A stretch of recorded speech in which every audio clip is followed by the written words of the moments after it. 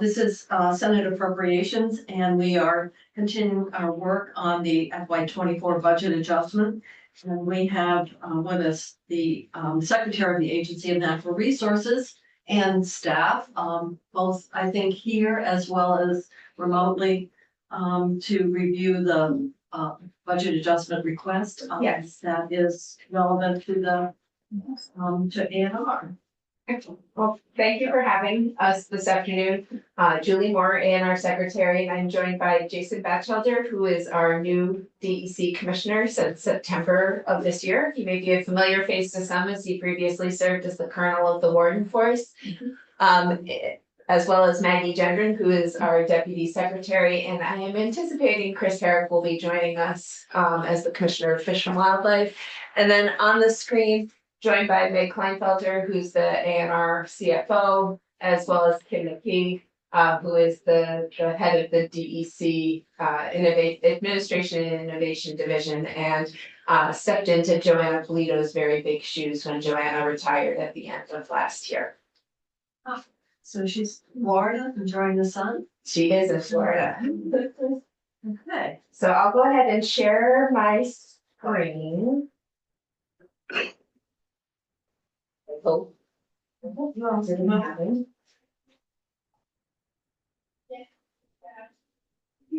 wasn't there. It was, so maybe I just got to Yeah, now be patient. All right. All right. So we have 4 different budget adjustment requests on the docket. 3 involve funding. 1 involves simply a change to brownfields legislation that was included in the budget last year, where we're looking for a little bit more flexibility. I will turn it over to Jason to take those first 2 areas, since they both sit within DEC, and then I'll speak to the Green River Reservoir request, as that touches sort of all parts of state government, and expect that Commissioner Herrick will be here at the end to cover his RFR, but if not, I can speak to that as well. And so, Jason, maybe I'll just let you take the seat and run this. Certainly. I did see Commissioner Herrick in the hall just a minute ago. I'll just use yours. Good afternoon, Carol and committee members. My name is Jason Batchelder. I'm the newest DEC Commissioner. I started on September 25th. It's wonderful to make all of your acquaintances. Well, perhaps we should introduce ourselves. That would be wonderful. Thank All you so right, so much. you want to start? Yeah, hi, Jason. Bobby Sharp from Orleans County. Yes, sir. His wife is my doctor. Oh. Well, how about that? Very small. You have to be very careful what you say. Related or they're best friends or something. So, well, thank you for that information. Well, you're supposed to disclose, Oh, right? yeah. His wife's very special. I can't top that. So I'm Jenny Lyons. I represent Chittenden Southeast, a little tiny bit of Burlington and a lot of the big towns in Chittenden County. Thank you. And I'm Rich Westman, and I represent the Whale District, and I have 1 town in front of you. Fine, sir. Jane Kitchell, and I represent Caledonia District, the southern towns, and then the town of Newbury, which is in Orange. Dick Sears from Bennington County and a little bit of Whitman County. And you probably have heard of Bennington County, but yeah, it's already. Oh, you're always, huh? Well, I mean. Never miss an opportunity. I never, well, but we're back down there again. Yeah. And I'm brand new, so you can't assume. Well, then. Just to let Did you know know. the little town of Craftsbury had PFA in their water supply and had bottled water for what, I don't know, a couple of years? No. I didn't Yeah, know. so I just want you to know that it isn't just in the Forgotten Kingdom, but it's also in the Northeast Kingdom. And did you know that Stonehenge Drive in that vicinity in Bennington is contamination now, which is south of Route 9, which means that it's something is going Oh, right. But we have good people. Richard Speaks done a terrific job comforting our people. I say bottled water.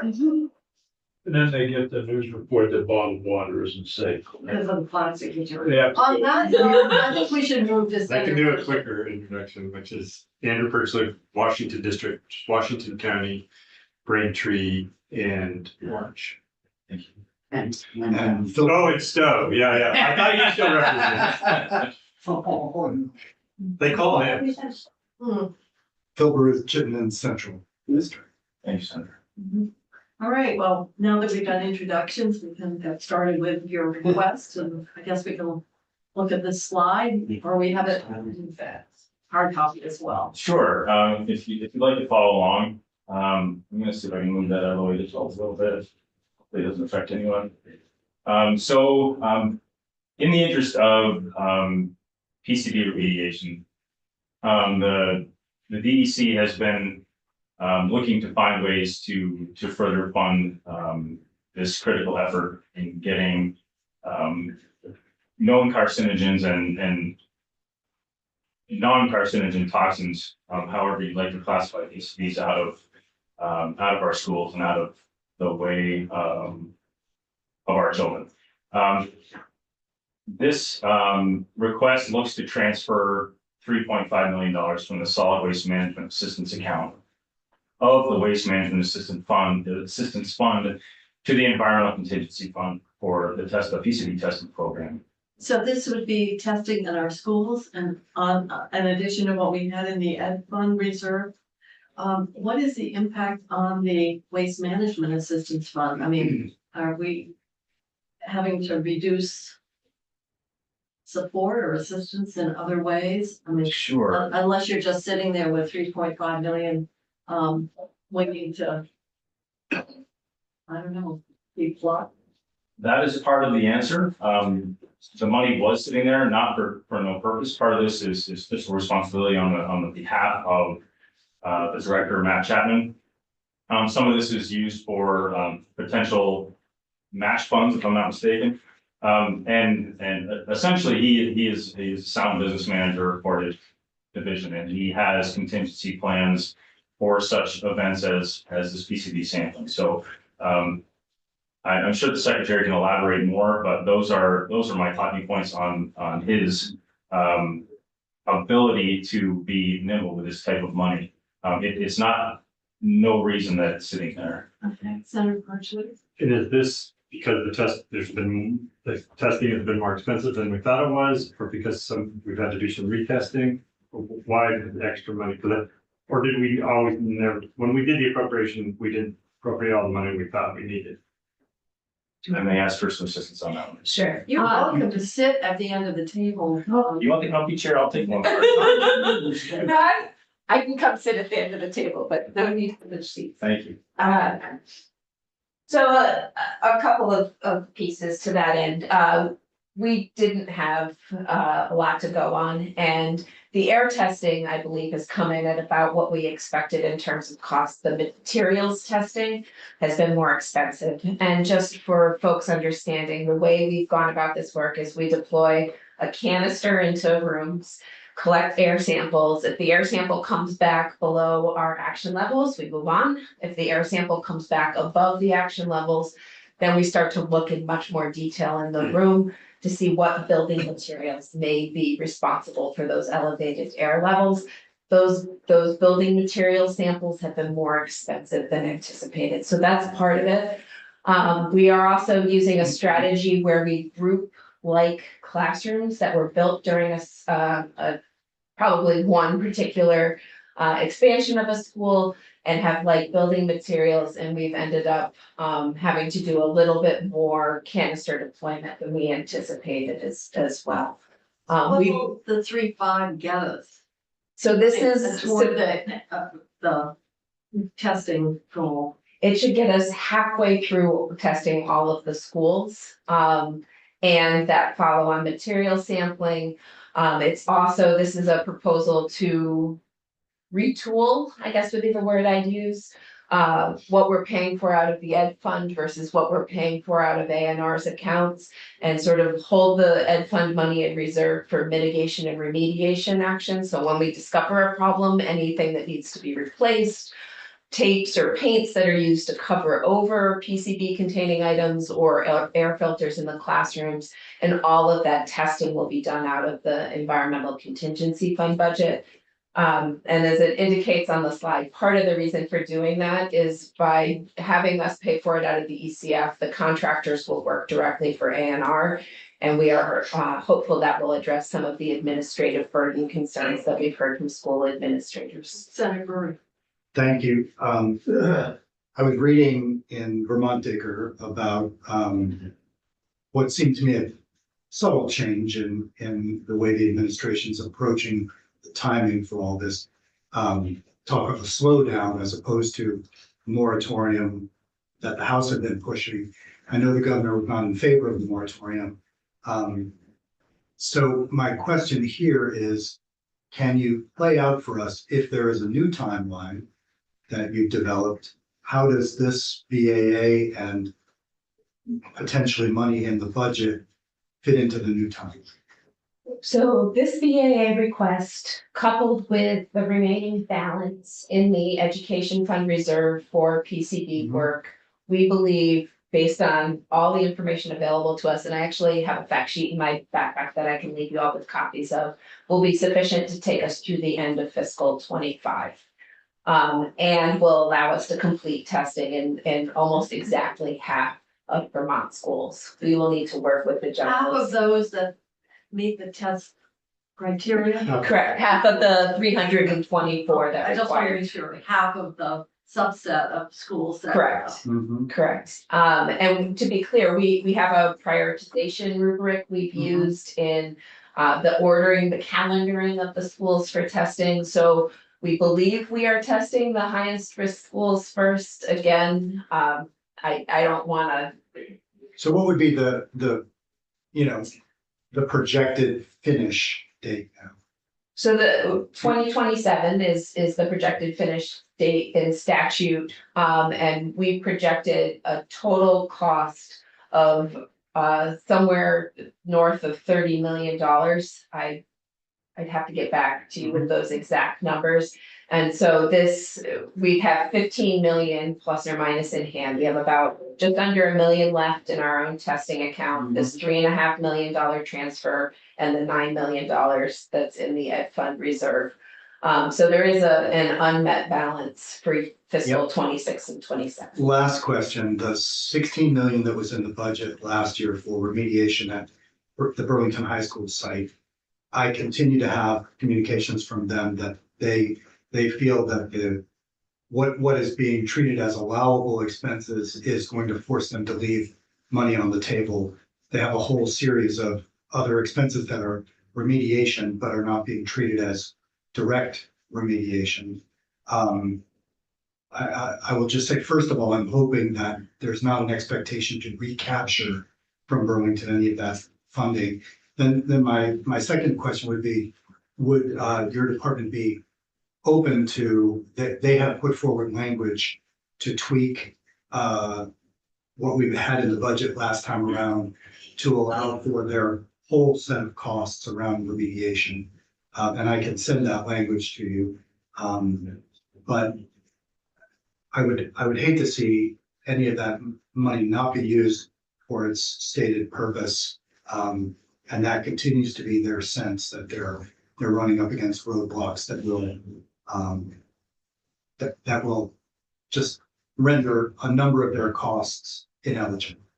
Except, won't they still, I mean, it all comes out of the state bucket in one way or the other, so if they don't get the full 16 million, they would build it into their budget and get it paid through the normal. But I think they have a financing, fair point that it's what was in the budget is owed them. right?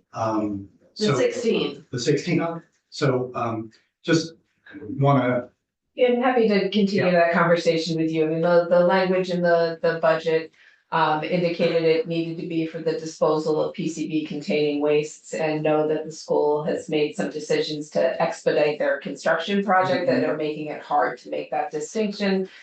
Frankly, it's a standard we're holding other schools to in terms of the, what we're willing to reimburse for other schools that have had to do construction related PCB remediation. So it was in an effort to be fair and equitable, but, and I haven't seen the language that the city has proposed.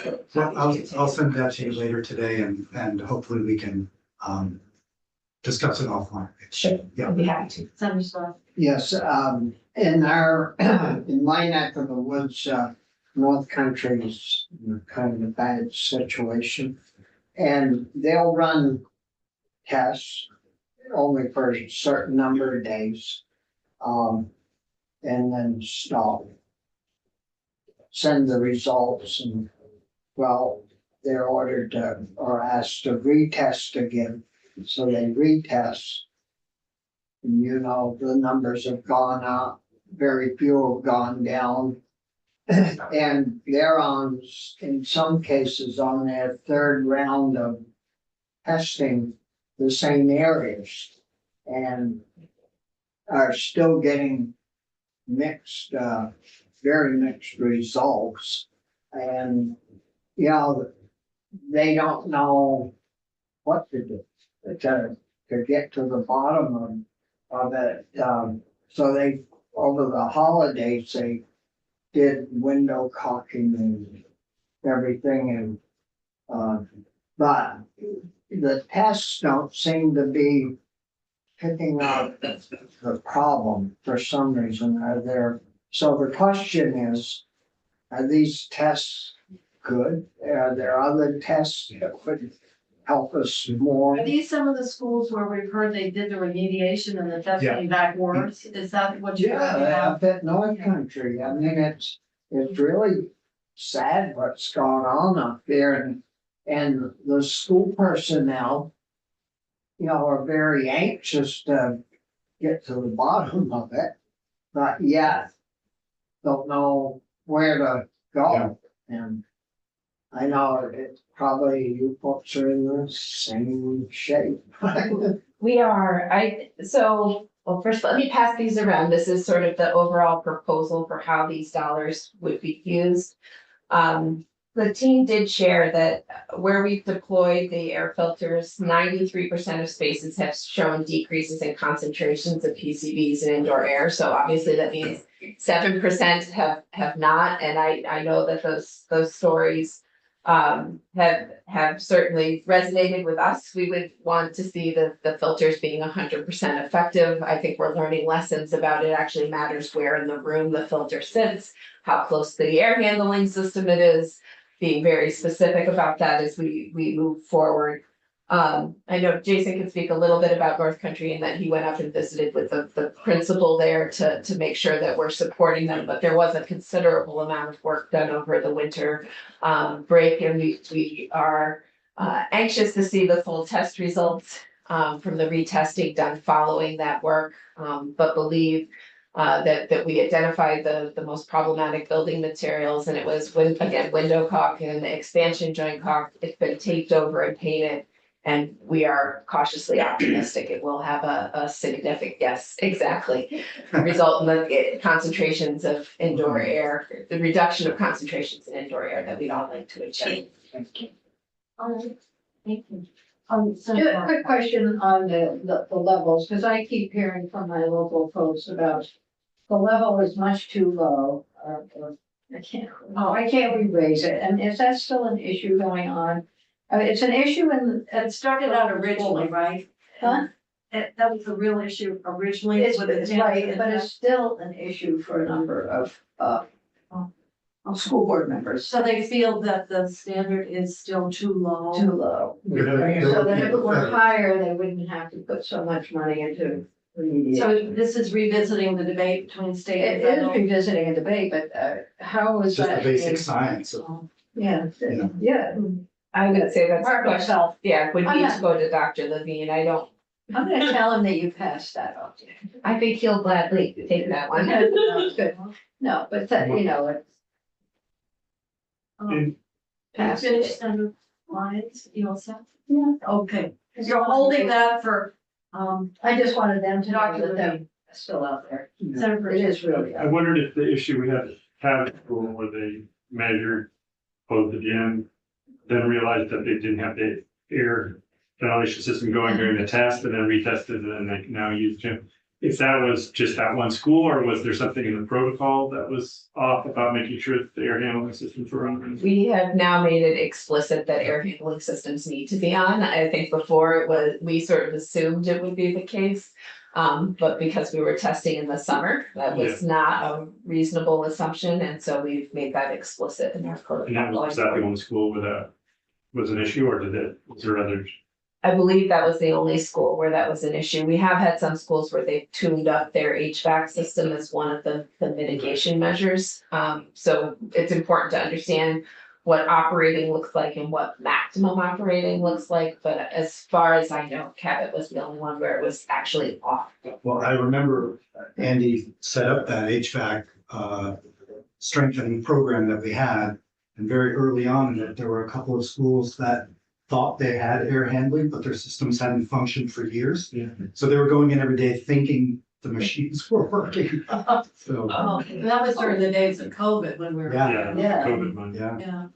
Well, I'm gonna keep going. We're already precipitated a lot of conversation, so unless you're further around the transfer, I guess what you're saying is that, you know, that the money's there and it wouldn't have detrimental impact on our waste management efforts. So I'm gonna suggest we move on to brownfields. Okay, and the rest of this slide is most of which is contained Yeah, in the it's document. more of the data in terms of. So next is in response to fiscal year 2024, 2.5 million that was appropriated to DEC for brownfields reuse and the Environmental Liability Limitation Act as codified in 10 VSA chapter 159. Funds shall be used for the assessment and cleanup planning for a maximum of 25 brownfield sites. This request proposes to lift the cap, and there's some reasoning here behind it that I'll read and you can see. Essentially, it hamstrung us to focus on. You don't want any more money, you just want flexibility in how you use it. Yes, Senator. Chairman, yes, that is exactly right. And just for context, this would allow us to focus on much smaller projects. Large, heavily polluted sites got all the attention because of the regulations placed by the town. All right, so for those of us who might have smaller sites, this allows access to the funds. And I gather that, that out of the appropriation, you still have money that's available to be used if in fact this cap is removed.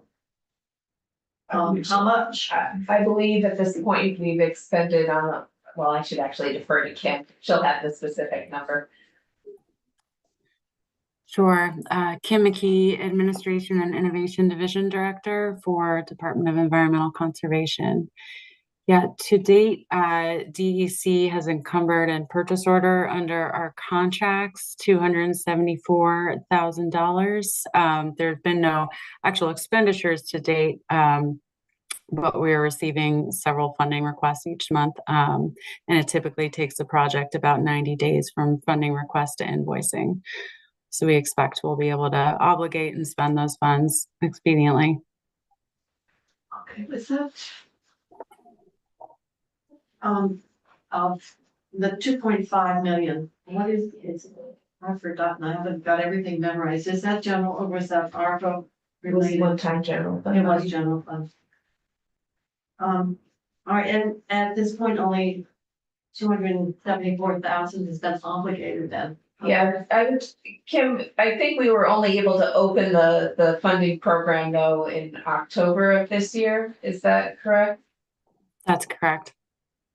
So it took us a little while to get it stood up. Sure. The uptake has been robust. All right. Questions on that? Then, And it's a maximum, so you think you will have more than the 25, even though you list the ones where Correct. the most popular are in the state. The final bullet shows that the average request we received last calendar year was $28,000 per project. And so we do think, were we able to fund some of these smaller brownfield sites that we would have well. You over didn't see the 25. 25. I'm assuming. Yeah. All right, and we're going from brownfields to Green River. Nice juxtaposition. River, isn't that in Wyoming? There's one in, Why? It's in Oregon. There's a lot of them around. There's one in southern Vermont too that flows into Massachusetts. Oh, really? Well, there was a serial killer named Green River Killer. Oh, that's true. That is that Oregon. Is that Oregon? That's the one in the Pacific Northwest. Oh, that's- Well, in this case, it's an aging and high hazard dam. Correct. Is it in your district? Yep. Well, how about that? Let's hear more about it then. So as you may recall, back in the We have language. FY 21 BAA, there was $350,000 appropriated to do this engineering evaluation of the Green River Dam. And that was because one of the requests from Morrisville Water and Light has been that the state consider taking ownership of this facility. And felt like to do our fiduciary duty needed to understand the current condition of the dam. We did put an RFP out to bid. We received, I think, 3 responses. We have, we ended up phasing the work because we didn't have enough funding with the $350,000 to fund the full scope of work, but have the opportunity to continue with the consultant we've selected. And so we're seeking an additional $165,000, which would allow us to fully fund the scope. We've created a phase 1 that's roughly in that $300,000 ballpark, and then sort of have on pause with them on a phase 2 of the work, but believe this is the most cost effective and certainly administratively efficient way to accomplish what we think is needed. And then we would have to determine if it's feasible to own, we would have to. Who owns the dam now? More so what? Okay, so the purchase would be, yeah. Correct, you know, it's a question of would the state purchase it and pay cash to Morrisville? Would Morrisville is it more of a liability and they would either transfer it to the state for free or with some amount of work to be done or a different arrangement entirely, but this will help answer those questions. And Yes, other Does this- questions? play into their relicensing, I assume, No, the relicensing, this is settled. And part of the reason that Morrisville can't generate there anymore. so that the license was granted and the water quality permit was issued.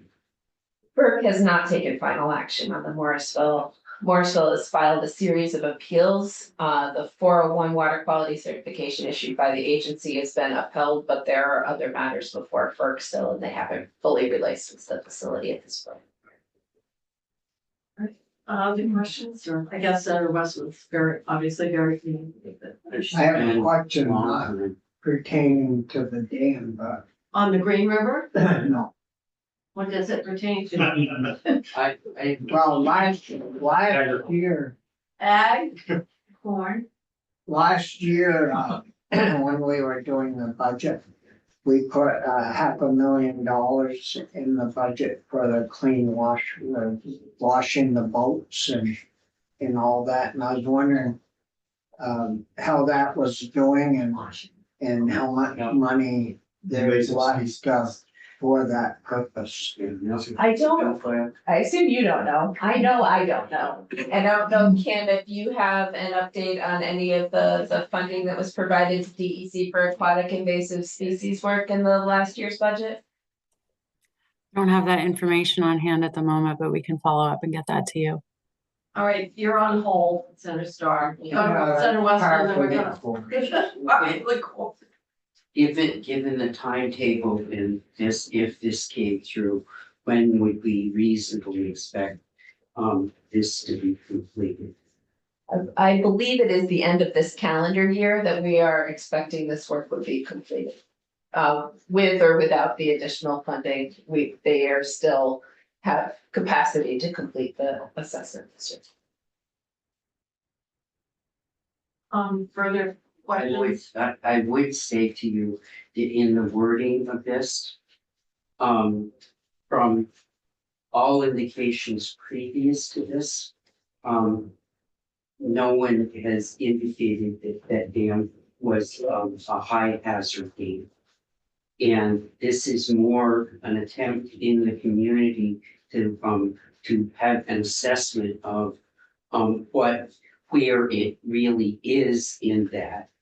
But no one had it in imminent danger. And coming from a community that has faced significant flooding, and this dam has a lot of water behind it. I wouldn't want anybody in my community to think that they were in danger. No, to be clear, high hazard, and this is probably my own fault, in that that's one of the 3 classifications of dams we have in the state: significant hazard, high hazard, or low hazard. Generally, when our dam safety program talks about them, they put them all in caps, which I actually feel like looks worse, in terms of sort of shouting at people, but this isn't intended to indicate anything about the condition of the dam. It's simply an indication of the size of the dam, and frankly, what sits downstream of the dam. I just don't want anybody in the communities that are below this dam to, I don't think there's any indication that they should worry. I would say I did put a bill in this year about the dam safety division and the lack of staffing within that, and that the agency is significantly behind in review of the dams that we have listed. And so I think, given the communities that I come from, where we face significant flooding, and I would hope that we would look at this and be a little more sensitive about our wording around this and how we portray that. I think the challenge is that that's a Terminology. federally established. No, I understand that, Can I make a but suggestion? clearly when they see this, I don't want. Put a little asterisk there and then down here say this is a federal designated. Yes, Yeah. that would be The helpful. dam You is know, not you can add hazard and of insert breaking it in your and top paragraph, but I have a feeling this probably has already gone to the House. And Yes. so we're getting it on the tail end. So we would like to say it's an aging and according to federal designation, a high hazard dam or something like that. So And that's not anything, but I'm just. No, I appreciate the sensitivity. all right, so if anybody is watching from Morrisville, we have what is Johnson. on Johnson, we're on record, what high hazard, it does need an apostrophe, Asterisk, not an, a carrot. whatever, Hyphen. what? Hyphen. Hyphen, yes. High is modifying hazard. Well, just, I'm an engineer, I do numbers before it. That may be. I had Miss Exley, and we diagram sentences back then, yes, I can hear her now. All right, other questions on Green River, because we're already behind schedule because we always keep off script and we don't hear what you have on I your. don't know what's. But I think we're on, unless we have more questions about, the additional money to fully fund the scope of work. I'm gonna, which, Wanted to meet you all. I look forward to seeing you again. thank you. Thank you. This has been an interesting introduction, I'm sure. I guess I would like to know the 165 to fully fund the scope of work, exactly what that 165 does, Sure. that isn't included in the original. We can share the scope of work. All right. Thank you. All right, now I guess we're into a position reclassification. So. Hi, good afternoon. And for the record, I'm Christopher Hill, and I'm the Commissioner of the Department of Fish and Wildlife. And this is pretty straightforward, I believe, but I'll answer any all questions that you might have. The number is $430,180 which takes us back to August, which was when the class RFR request was submitted. Did you do this? All right. Amy used to work human resources. So just to give you a little background on this, we have, this encompasses 77 positions. And many of them hadn't been reviewed in over 15 years. And their job duties had significantly changed in that amount of time. And now it reflects the work that they actually do on a daily basis for Vermonters. It also, what we found is that it stratified some of the positions, in that it created, positions in that interstitial space that didn't exist before. And so it is a much better, representation of the work they're doing, the type of work they're doing. Are these all are these administrative positions? Are they all out in districts? Obviously, you know, your game wardens are. This does not include game wardens. No, I either. see that, but are these specialists or scientists in the field as well? Yes, most of them are in the field, but it also includes the supervisory scientists as well. And it's both fishery and wildlife divisions. Okay. And so the amount there represents the time frame from August until the end of June. And then obviously you're annualizing costs in the budget. Correct. Pretty straightforward. Once they request a decision, then you That's correct. have to fund the cost. Any questions on this one? Yeah. The only one I have is, I think you said been 15 years since this was looked at. That's my understanding for some of them, yes. Isn't that a long time not It to is. And so, reevaluate a employee or? No, this isn't, this is to determine the level of compensation for the jobs. Yeah, but Yeah. 15 years is a long time. Well, we don't, under the Willis system, once they're classified, unless you can demonstrate a change in duties, then this has nothing to do with this. I mean, once you're in that class, unless there's a request or the administration can request it, but otherwise you get, it doesn't mean they haven't been getting them. so to answer your question, it is a long time, but I can tell you, I was in a job for 17 years and it never got reclassified ever, and the duties changed, but we recognized that it was less about the amount of time and more about the expansion of the work. So this is getting into the level of expertise, duty, and Right. knowledge and skills that the job requires. And we want to continue to be able to attract the best and the brightest, and we do. But if we don't stay competitive, we won't. Oh, I don't have any problems with what you're asking and for the reasons, but just seemed like, Well, I think it sounds like something should have been done, but actually, we have hundreds of classifications and many of them, the duties haven't changed, or the staff haven't requested it. So there's not like some areas where you have a review cycle, like every 5 years or 10 years. It's, and frankly, this committee has been very interested, and we put instructions in to overhaul the Willis system. It is an old classification system, has lots of steps, and people like to get their jobs reclassified because it moves them up oftentimes, and then it increases compensation. This is over and above what you get with your steps and COLAs, that occur automatically. So,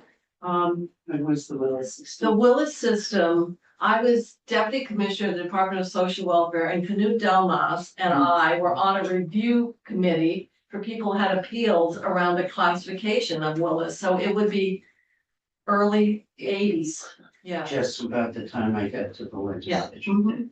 So it's an old antiquated system, and our goal is to see if we can get it replaced, because obviously it's got so many complexities and steps and so forth, but that's another, Sure. that isn't why you're here. You And I should clarify, I wasn't mentioning the time frame to throw shade on any previous commissioners. It was more to indicate it is a significant jump, and that's really what. How many pay grades are they moved? Some of them 1, some of them 2. Okay. Hmm. All right. All right, other questions? Well, Great. hang in there, thank you very much. Thank you for your time and your interest. Uh-huh.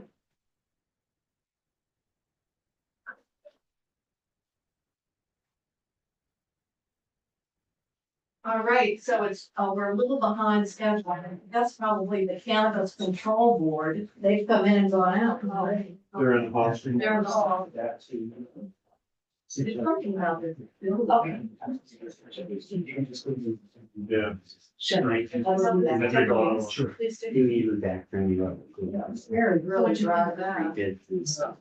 But the eggs and that, was the question. Yeah, I did. But if he can get back to work out. He had to go here on leave. Only. We Only background. We talked over the phone. I'll give you a summary of where we're at. So I'll tell you who our contractor is, where we're at. and where- But the overall, where we are with. He put on his best Yeah, face. seven things, all that stuff, yeah. We managed the So job. anybody else want K? Good. Yeah. Phil, you are. He's great with it. Oh. We overlapped for a minute. So Yeah. I will catch up with you soon. My wife sends her very best. Hey, text her. Yeah. Oh, oh, No advice for him to stay up. you don't have to repeat what you said about the patient, I'm sure. She keeps me helping. He's the only one I'm allowed to acknowledge to, and he doesn't tell me who are patients, but he yeah, called because- tonight and Because figured you it out. publicly announced it. I so know. you know, in other words, you're not violating HIPAA at all, Right. because it's waiting self-disclosure. No, I wouldn't really care if I was violating whatever.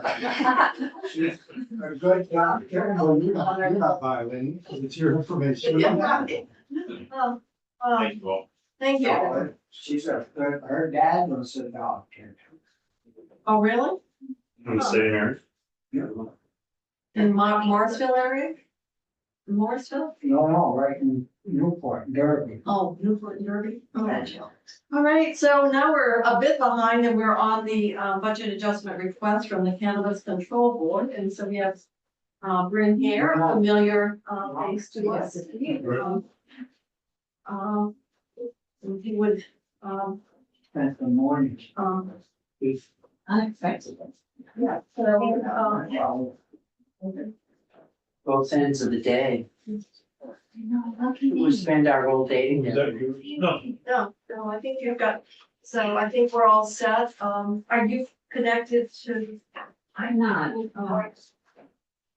And I, sadly, run out of Do you juice. help them? Yeah. Just a second, we can do it for you. Oh, yeah. Yeah, I can do it. Yeah. And I may, right. I may not be one, and I wish they could. Over there. We have a lot of information here, but I'm assuming what we have for the budget adjustment is.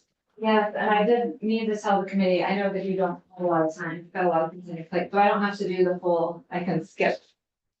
I always just like to, Oh, I know the House would probably like. Have all of this. yeah.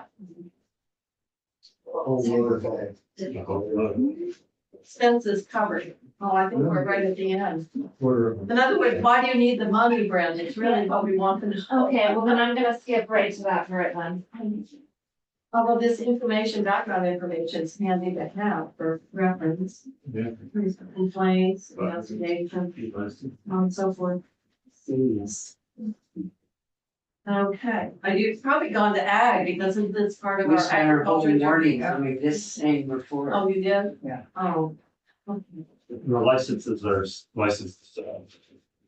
All types, so the full industry, grow, Okay. manufacturing. So why don't we get you on record and then we can, go through the request and then people can ask any questions that might come up. We don't usually state of the script to yourself. I know, my, yeah. We are the sim. Stream of consciousness or something. It's special. Check for license. All right, so we're on page 12. Yeah, so Right. Yep, so for the record, Bryn Hare, Executive Director of the Vermont Cannabis Control Board, gave you a slide deck that included a market update. No time for that, so if you skip to page 12, that's where we've got our budget adjustment requests. And I will just go through it. So the first thing on our request is, You just, that's back. oh, yeah. there we And go. we're all set. Okay. So we have a medical cannabis program. So as the committee knows, we administer the medical cannabis program. That transitioned to the board, at the beginning of 2022 from the Department of Public Safety. When the program transitioned, the, like software system for the medical patient registry transitioned with it. It's sort of an, outdated system called Visual Vaults. Our contract with that vendor has expired. We are looking to build out the medical program registry and our new licensing portal, which is a Salesforce-based portal, which is ADS's recommended platform. We are going to start that work a year from now. We're asking for just about $55,000 to cover the cost of a contract extension for a year to give us time to build the registry in our new portal. So that is really just an extension term with. What about the cost of building the new system? Is that in your 25 budget? Oh, no, it's down here. Yeah, so that, Phase two? the build out is a part of our phase 2 of our licensing system development, which is also a part of our VAA request. As And do you need, that's 250 between now and July 1st? yes, it is. It is indeed. And our licensing system portal build out has sort of exceeded the budget a couple of years in a row now, as you know. It's also taken a little bit longer than we thought it would. And I can speak to that if the committee would like. So what's the next question? Yeah, you indicated in ag this morning that, the medical cannabis program was in some difficulty. And I think it would be important to, at least highlight that to the committee. Absolutely. It actually, if you pop to the slide prior, there is a chart that shows the lifespan of the medical cannabis program. So this is since its inception in 2009. The dark blue line is the number of medical cannabis patients. The light blue line is the number of caregivers. Caregivers were. So you can see that the last couple of years, the number of registered patients has really been in sort of a free fall. And there's a number of reasons for this. The opening of the adult use market has exacerbated the sort of diminishment of the program. So yeah, our bill that's currently in House Government Operations, which is sort of a housekeeping bill that we do every year, also includes some of the recommendations that the board has for building up the medical program, because there are a lot of reasons why the medical program should stay intact to support the people who rely on cannabis for medical reasons. And caregivers, I never thought, I always thought of patient, but, the caregivers, Those are the folks that they either grow cannabis for a medical oh, patient. I see. Or they can go to a dispensary and purchase product for a patient who's either too ill to do that themselves or to. I would just say for me, I find it quite disturbing that if you are someone with cancer and you are using medical cannabis for some relief, the idea of the program having difficulty or even the thought of it going away for that group troubles me greatly, because the cannabis that's sold in the stores is completely different than the cannabis that a cancer patient would buy. Is there discussion about it going away? Yes. Oh. Yes. And to that point, I think there was a period of time, and this is my opinion, where there were, if you look at that drop off, there were people that were enrolled as patients who wanted adult use cannabis, and they took that route. But given that they can get it easily, quickly by their house from a standard, recreational outlet now, they don't any longer use that program. So I would be interested to know the projections. What if it continues this trend? What are we actually looking at in terms of over the next 5 years? Are we, because I guess what I'm thinking is, rather than us continuing to bolster a separate arm of medical marijuana with, attendant software, blah, blah, blah. It just seems to me either that we could find a way to incorporate it into the adult use Aren't stores. you revisiting the comment though? Yes. And I'm, I guess, maybe trying to agree with Rich, but saying, I think there would be a way to do it that would be cost prohibitive ultimately, because you'd have a separate pharmaceutical program for a very tiny number of people. So it seems like we should be looking for some way to either consolidate or, I don't know, I mean, you probably can't. Well, ensure that the product is available for the people who need it. Yes. Absolutely. Period. I want I mean, to, that's. I want to make sure that it's, But the idea that they're separate Yeah. operations Should stay. well, I would say the products that are developed for the cannabis industry that are out there right now they're weak compared to, and I haven't got Those are medical. versus medical. Different strains. And there are different strains and different strengths. And I would hate to have any cancer patient think that it's not available to them. And that's not my suggestion. No, he's, No, I know it's not, but Yeah. Because the adult use cannabis stores are very secure. They're very professional. Is there a way where they could be handling a class of product that you needed to show a medical card? In which case you wouldn't have two separate systems. right. And keep it all. Yeah, So, I don't know. okay, Rich. I understand exactly, obviously how to get that kind of efficiency, but also protect the Yeah. the level of product that are needed by people who have very serious Yeah.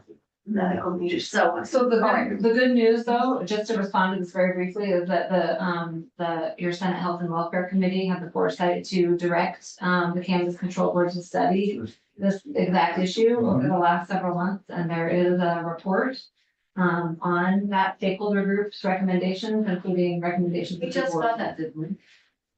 I'm not, yeah, this was just filed We just filed it. on Tuesday. Yeah. Because I was talking with Dr. Sponge about. What's the Yeah, that was- recommendation? nobody wanted. Spoiler alert. There's a number of recommendations, Yeah. that are including. Well, as far as this issue that was just discussed. there's a number. Bolstering the program in a number of ways to ensure that the products and services that are available in the medical cannabis program continue to be available. Because as Senator Westman noted, right now, it is explicitly prohibited that many of the products that medical patients use may not be sold in adult use stores. Mhm. Also services like delivery and confidential consultation and things like that. Right, and maybe I'm wrong, but my memory was that part of that was that there was the sense that certain folks had been out there doing the work, providing for people in the medical community. Then when adult use recreational was coming in, they wanted some protection for their market share, et cetera. Yes. And I'm wondering how much of that is still. Yeah, I think Layered into. when somebody, I can't remember which one of you asked what's going to happen in the next 5 years, what will happen is that the medical dispensaries will go away because they will not be able to sustain their operations, which is already. So maybe it's the work of a bill next year to. And maybe the report will help inform Yeah. this discussion. Yeah. as We well. may be able to do something this year. Honestly, The yeah. House Government Operations Bill does contain some of the recommendations that were included in the report, so it may be that you see that. I would hope that health and welfare committees would get this. We did. Last year, the bill was in economic development and I went in with some ideas and put a quote came out of it, which is a good thing, I think. We might be able to integrate that into some of the other stuff. Well, I guess we have another report, for reading that might be helpful. And we In light of all this, other committees that are. You did too many reports. Well, this report we're going to keep.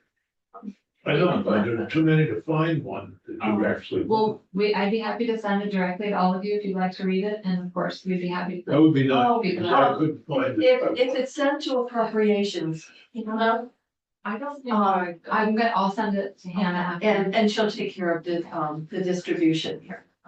That'll be fine. Okay. I'm gonna keep going as to. So if you go back to slide 12, we can go through the rest of the request. The second is a fee for space. We need to go to 12 again. I'm sorry. Next. So there are two associated costs here for this, an increase in our need for fee for Are you at space. city center now? Yes, we're 89 Main Street. Yes, where OPR was and DFR. We're in the former Green Mountain Care Board space. But we're about to transition into the former DFR space because we've grown a bit. So that's part of the basis for this request. When we were first authorized and first creating ourselves, there were just 4 of us. And so that's when BGS put us in the former Green Mountain Care Board space. So we've grown now. We're at 22 full-time staff. So we had a need for a bigger space. And I think last year I was here, I was telling you that BGS and I were working together on finding a new space. DFR has moved out of their space, so we are moving into their space, and there's a higher rental cost associated with that larger space. So that is part of that request, and the other is the Campus Quality Control Lab fee for space. That's because you'll probably remember that you authorized a Campus Quality Control Lab for us to. After we got the bad press around. Yeah. Adultery. Yes, that's what that is. So we are in negotiations with BGS again on where that lab is going to be located. But our projections, this is our projection for how much that space will cost. So right now, there's not, where is the lab? Is it all done So under contract? the lab is, the proposal for the lab is that it be in a shared space in Vail at the Randolph Center State Laboratory. BGS is doing some testing of the HVAC system to make sure that the HVAC system that exists there could handle the load of one more laboratory. So that's sort of the last piece in the puzzle before we're able to move into that space. Good to be there. It's not bad to get there from here. You know, nice. Central, Central Randolph to the Valley city. Central, yeah. And it's an existing lab that's all set up and ready to go. It wouldn't require us to build out our own lab. So we're really hoping that that space works out. And then you need some lab equipment. Yes, so I did ask for funding last year for lab equipment. I estimated that it would be about $500,000 to pay for that equipment. Since then, we have gone out to bid. We've done our process of seeking bids for contracts for the equipment, and it looks like it's about $125,000 more than we initially anticipated. And I would just note that the cost of those contracts is going up the longer we wait. So I'm encouraging BGS to do their work to get us into Vail so that those costs don't continue to increase.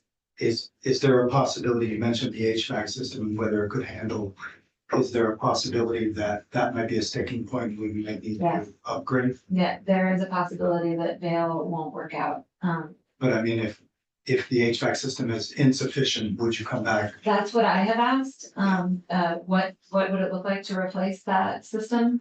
Since if it's bordering on capacity already, Vail may need to replace the system, and could the Campus Control Board and Vail partner to replace that system? So I don't have any hard numbers on what it would look like, but I have asked. Keep posted, I guess. Yeah, we're gonna keep plugging along on that. I hope to have news for you. So now we're down to phase 2. Yeah, so phase 2 of the IT project, it includes the following things. Enhancements to our existing software so that we can start tracking all of our enforcement actions. As this committee knows, we've really shifted to, we've got our full market up and running now, so the board is really focused on being nimble and responding to complaints and conducting investigations and issuing enforcement actions.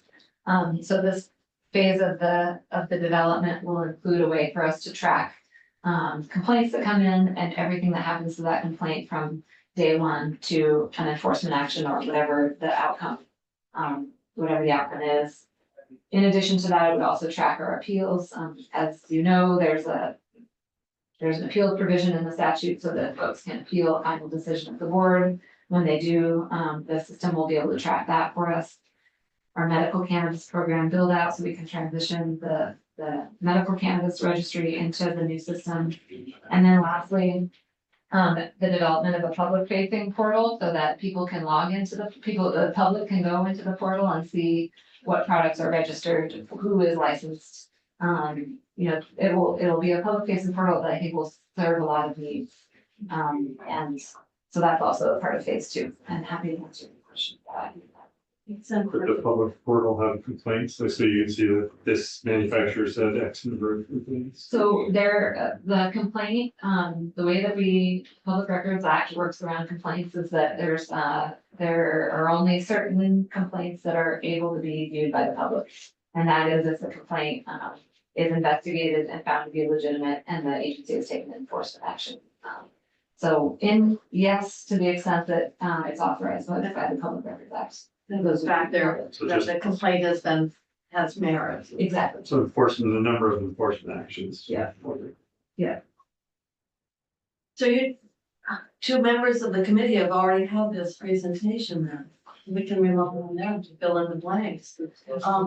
Other comments or questions on Senator Sears? Yeah, just, Melissa? It went very well. well, I'm sure it'll go well here too. How's our competition with the black market? Do we have any figures on that? And how's our competition with New York and Massachusetts? Yeah, so that's a great question, and I would note, first of all, if you look at, I think it's page 4 of the presentation, it just gives an overview of our licensees. And just to remind the committee that our mandate was really to transition the illicit market into the regulated space. And if you look at the tier 1 cultivation numbers in the first 2 rectangles there, tier 1 are our smallest growers, the people who are growing on 1,000 square feet or less, or 125 plants or less. Those are really representative of the illicit market. And you can see the number, that is by far our biggest category of licensees. As to our competition with the illicit market, we are very anxious to get our lab up and running so that we can do some investigation on the illicit market and see what's happening with the illicit market.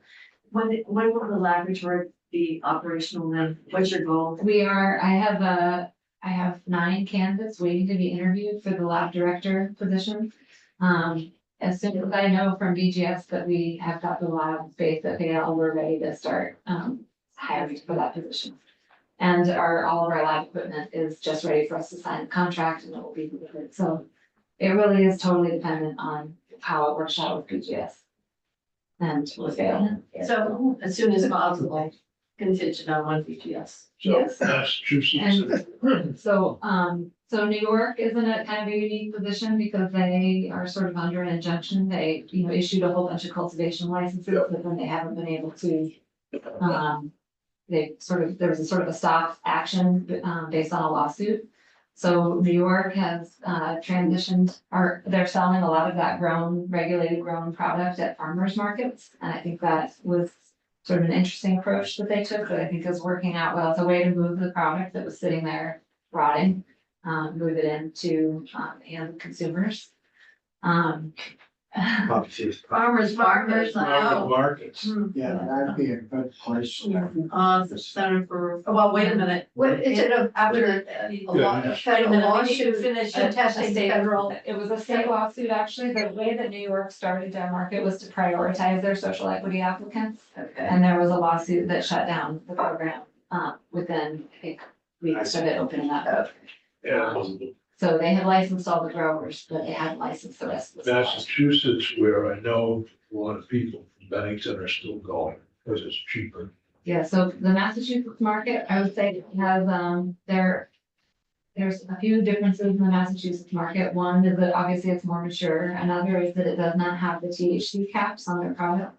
So they have, sort of a There's a more, bill to remove the caps, right? that is contained in the bill that's in House Government Operations. But there's certain people that oppose that. There are, yes. Apparently one at the table here.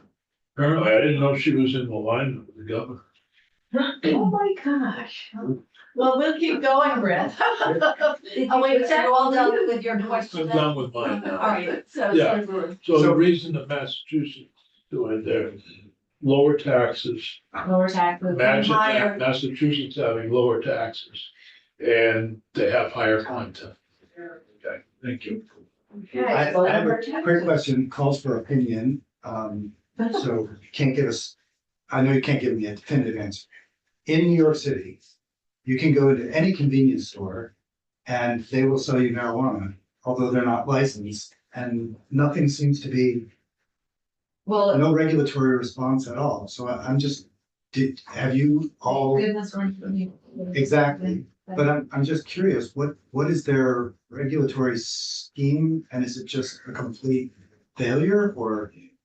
There are some opinions about that. I'm not sure I'm going You to have one? opine about. So one thing I've noticed, there's convenience stores and then there's the sort of unlicensed dispensaries. I'm assuming you're referring to the unlicensed dispensary. I'm referring to convenience stores, like, We go in and buy cigarettes and, So a lot of the products that are available in convenience stores in New York are also the hemp derived intoxicating products no, these were. where they just can't. The real thing.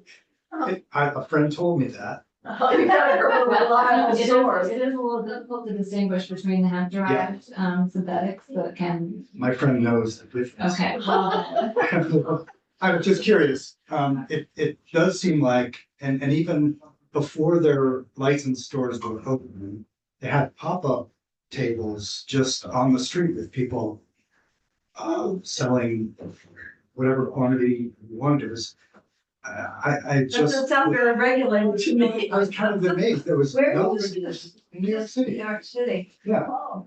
so they, before the shutdown happened, I know that they were under the regulatory agency was in the process of hiring hundreds and hundreds of compliance agents to I see. begin the process of going in and shutting down the regulations.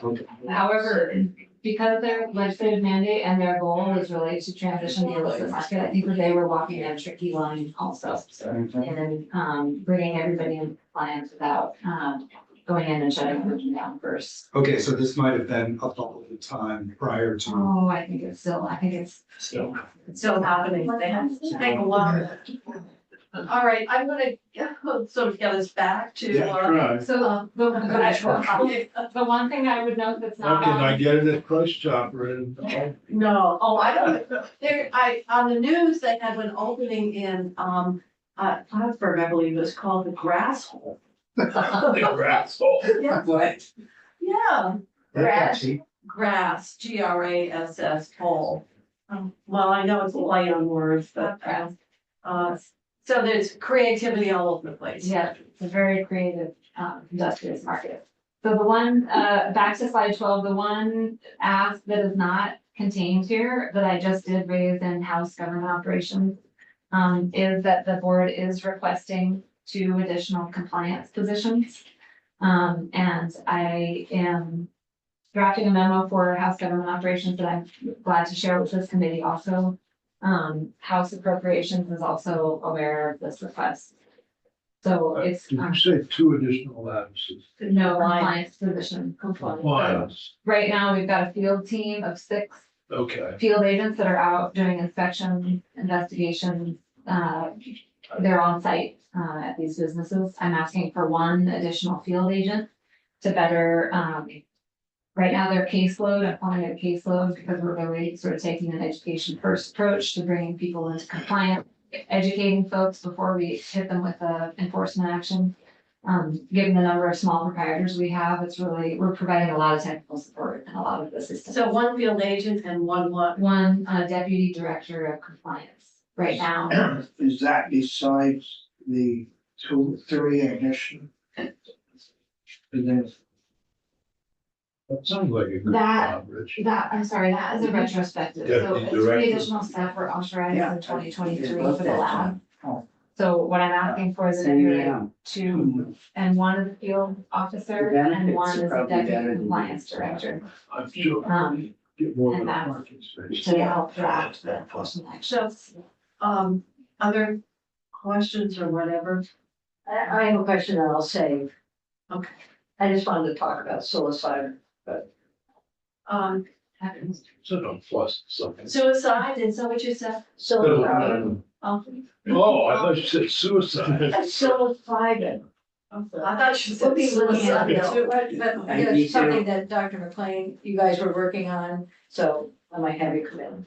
All right, so we'll see what the Sounds like House did with your both request, should be. for the 2 positions then, in terms of, with the House appropriations that they consider the BAA.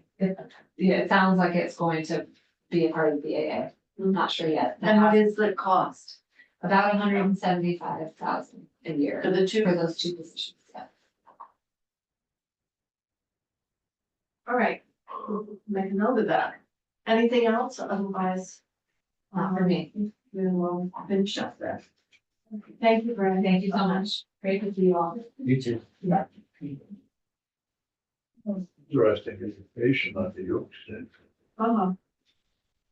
Yeah, It is. no, I That's mean, what's happened. it's But great. once it's unleashed, it's so hard to, sort of, Put the meaning yeah, back to the law. yeah. Yeah, You know, we're afraid of first place. they're running. Yeah. I mean, that's a necessary. No, they're waiting. Imagine regulating something on the other side. They're gonna be the item. I, well, they're full-time legislature. So- Help them, yeah. So, I have a question, Adam, you're here, we're already a little, well, we'd be 3 minutes late for you if we started right at 2:45. Shall we keep, how long do you think it'll take for you to run through? That's up to you. Half an hour? I could do it in a half an hour. I was gonna highlight this, but you have a question a little bit longer, up to you. Why don't, shall we just keep going for a half an hour and then end the day? Okay. Sure. Yeah. The reason I'm carpooling and I committed to You like getting that? out, We like to finish early. so Adam, why don't we just keep I going? may have to step out, it's nothing personal. Yeah, I'm Maybe sure, you- old man. I'll keep talking until Old man. Representative Bash shows up and then. Before you came in, he was like, "Gross." I mean, you're, should fill the urinal on and stuff. I just, the printing. Very good. The printing, yes, the. How are you? So I have a, What did I do with it? That's a big. it's 40. Oh, right here. Oh, Well, a lot of it's related to Exactly. the money. So if we could go to the ones that are sort of language that, You think? are not necessarily adding more money, but correcting or whatever. You're not feeling what to go get there. So I would skip to page 19 and, I don't know if we got it. I don't think we got. This isn't even, doesn't have any page numbers on it. I don't think we have it. I think Ken just, that's what she Just said. got it on the screen. We don't- Are you challenged? but you know what, let me just talk through it. All right, why don't you? When we do get that? here, All I mean, right. it's not so much the words on this one, it's more what we're doing. And that is I was skipping through the B section of the, which is all numbers. It's kind of going to the last B section item, which is debt service. You guys will remember when we presented the budget earlier this month, we made a change in that debt service is normally an appropriation in the B-1000 section. I know, that's my section of the budget. And instead of making that an appropriation, we are going to downsize that. You'll notice the 75 or so million is crossed out and it becomes 675,000. It would be nice if that were actually our only debt service, but in fact, that is not. What we're doing is we're reducing the appropriation and we are taking that identical amount and transferring it instead. Yeah, we know why you're doing it. And we actually talked to, we had testimony from the treasurer's office. Because the net result is reducing reserves. Yeah. By $3.5 million, and I'm assuming that when we get the governor's budget, those $3.5 million will have been reflected in. Will be invested. Yeah. And, I just wanted to ensure the committee, there's nothing nefarious going on. We appropriated it years ago because that's what Jasmine told us to do. That was the requirement. That is no longer the. When requirement. was that? That was going back, How do you know that's the case? because that's what our financial operations folks told us. Did that be changed or there's? So is it prior to, after the Great Recession? I think it was prior to that. Oh, that they made the change? Yeah. Yes. It was after. It was, I'm gonna say 5-6 years ago. I can find the exact citation, but it wasn't just yesterday. So this is section 35. Yes, it's section 30. So you'll note though, that in that appropriation, the $1,675,000 does remain. That is because it is a requirement that you cannot charge borrowing costs to your borrower. Now that has to be appropriated separately. So that appropriation, that business unit will survive. But the only thing in it will be the costs of debt, raising debt, of issuing debt. So, which computes to about $675,000. So, that is our, probably the first thing to note in the document. On that same, if you read down from that page, you'll also notice a couple other highlights on the next page. There's the FEMA $30 million that we're setting You're on aside, page 19. Yeah. So there's $30 million set aside for FEMA. And that, we believe, is a down payment on what would probably be in and around $60 million using a 10% state map rate, roughly $600 million of total public assistance distribution through FEMA public assistance program. So your estimate is 60 million? That's our best guess So this is because we've half- got about $600 million of public assistance that we think we'll receive. So that's roughly half.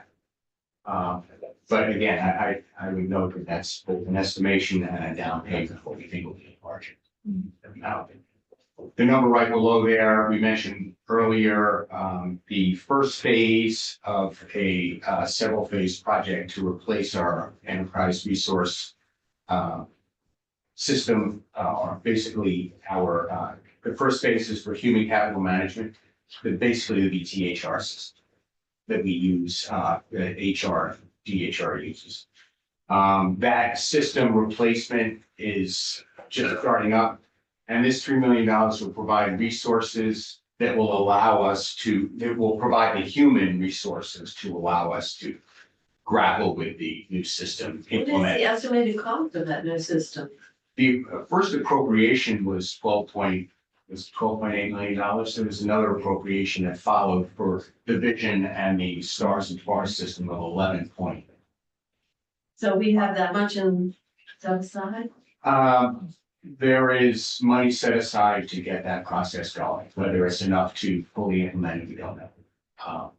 But importantly, the money that was set aside did not include resources for departments and agencies to bring to bear to help with these systems. That was, the money set aside was purely for the technology.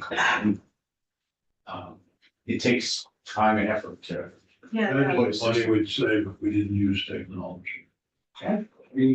Can you imagine doing a budget without technology? Yeah. Spreadsheets? Yeah, we did it. Well, I know.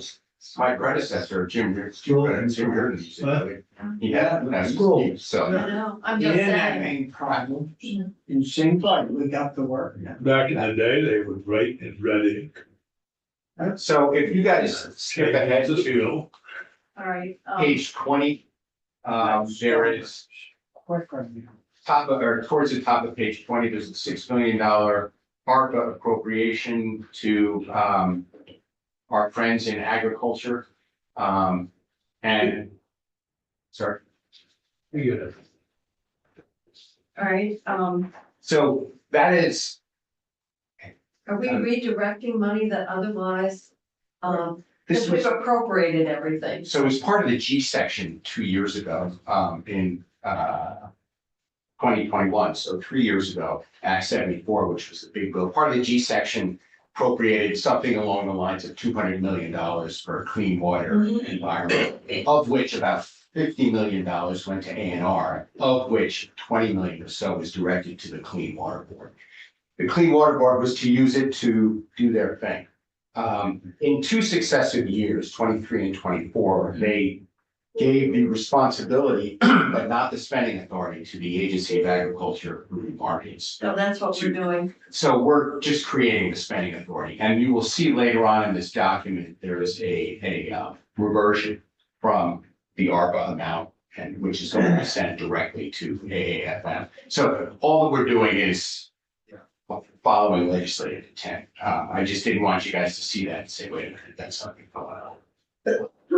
Anyway, that you see spelled out. So. So that's not getting them anything more, it's just, No. giving the spending authority. That's And they haven't spent the money yet. They don't have the authority. not, they don't have the authority to do, but they were given the mandate to, they just weren't given the spending authority.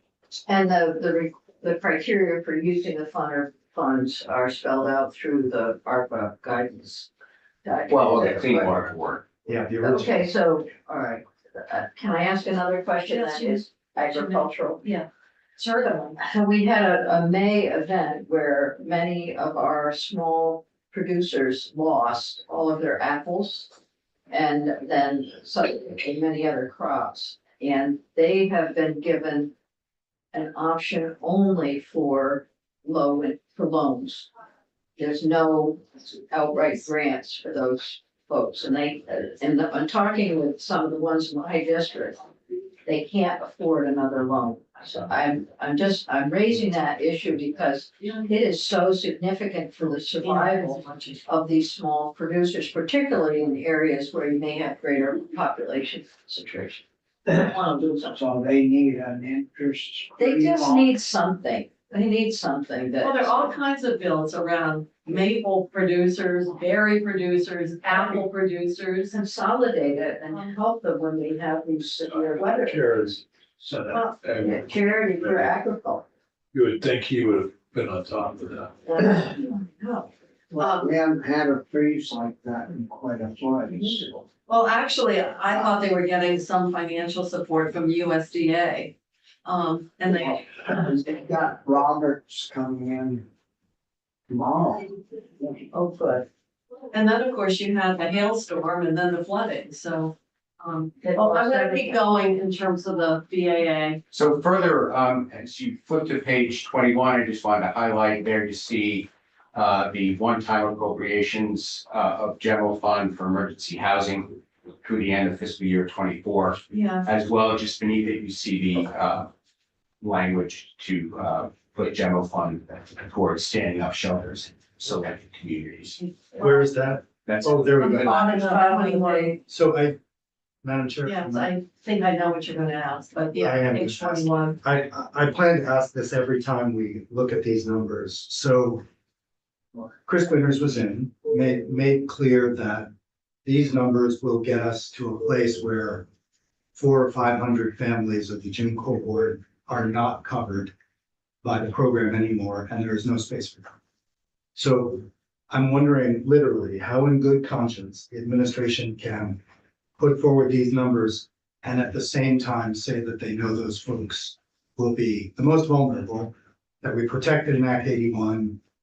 We were assured a year ago that AHS could, a year ago, take care of 100%. Now, it seems like the official administration position is that we just can't cover or pay for 500 of that cohort, 500 families, maybe 800 individuals. Just any comment? We are doing our best to house everyone we can. But wouldn't your best be putting forward a number that you could credibly say this will cover everybody? Now the testimony is this will not cover everybody, but I'm wondering why the administration isn't then putting forward a higher number. So there'll be additional money in the FY 25 budget for emergency housing. So we're certainly not ending the program, but we're putting forward resources that we can already there. Right, But we are also acknowledging, to your point, Senator, I mean, we are acknowledging that this may not work on. Right. And that was really not any kind of fine.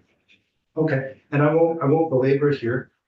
You will hear me make it again and again, because the clear expectation, it seems to me, is that the legislature will pick up the slack as we have done previously and cover those folks, which in effect allows the administration to have it both ways, to get the people covered but not have to budget. Our expectation is with every house that is built, that would be one family that will have resources it needs for housing, and we are doing that as fast as we possibly can. But how long are we gonna do this? I mean, that sounds to me like our money well was getting pretty empty. Well, I think the dilemma here is what we have developed as alternatives to the motels. And probably not everybody's gonna have their own apartment. The question is what kind of temporary housing is developed in the interim, because On the way to what Pat was yes, talking. and so, based on what we were told, the number of slots is not going to be sufficient, even if everything goes well, to address the number of people in a motel. So inevitably, the question we're asked is, well, are we going to be putting people in wheelchairs? It's the same thing we had last year, or people on oxygen. We know that many are individuals with disabilities or, and so that's kind of the dilemma, and that is, yes, we're glad we're putting more money in, but we are creating sufficient capacity so that we truly have alternatives and temporary alternatives, building the long-term housing that we need. And you probably are not going to answer that just today, but I think that's what we're concerned about, is what is a fairly significant gap between what this will provide and the numbers that are in that chain. So that's the issue before us. No one is, let me tell you, no one around here is suggesting a continuation of the motel program is a desirable strategy, but the problem is where is the alternative? And we've heard the testimony, motel that, the purchase price are very high, because as long as we're able to, as long as this revenue is coming in, it's the revenue generation is just incredibly good. So that's the issue, is what is, if we're talking about this, then and the cohort for April 1st, plus we've got those that are here for adverse weather or other circumstances, what will happen April 1st with those additional households? And really, this vehicle is our only shot. Well, yeah, Because, For April 1st. well, that's what I'm saying, otherwise it's finding money under sea cushions the way we had to do with Act 81, which was not a fun exercise. And is there a March 15th cold weather yes, change? yeah, that's when adverse weather, but that's for anyone, Not the code. no, it's separate from the cohort, so you can. What I get for comments from the sidewalk, going to meetings, is people don't want less fortunate handicapped people, aging people left in the cold. But they do want is the able-bodied people out working instead of hanging around in 3 motel rooms at $147 a night. And in effect, that's what we did with the program when we did, you remember back last year, we did exit a large chunk of people from the program. They were relatively less vulnerable, although all people without a home are vulnerable, but relatively less so. And this hardcore now are the people that everybody wants to protect. So, so I understand that it's not Adam's, place. They have to do 30%, one of the other changes, they have to contribute 30% of their income to the cost which before under the federal, was, full dollar covered. So that's our concern, that's the testimony when we got the numbers and when we look at, and I do have the December 31st report, it just came out, so we can take a look at what that gap looks like. But I think it begs the question, is if we can only get that far, what happens to the balance of those houses? And what is the plan? So this document and the budget, and you see, focuses resources, the long-term solution, space interest. And back in the day, which even last year, we didn't have to make that decision. We had all the money we need to invest in everything. Invest in housing, we can invest in hotels and motels, we can invest in programs to wrap around services. The world has changed. And so we're trying to focus on what will get us out of this problem. And it's, unfortunately, we have to make choices. Is there anything about residency No, we requirement? can't, that's illegal. Pardon? It's illegal. Well, I can see it would be if we were using federal money, but No, no, well, we're kind of using our own money now, I think. I don't think residency requirements, as long as, a person states an intent to reside in the state. It's the old test. There's not a durational requirement. We tried that back when we created the VHAB program and expanded, and there was a federal match, but I think probably the, legal issues would still be the same, as it would relate to, residency tests.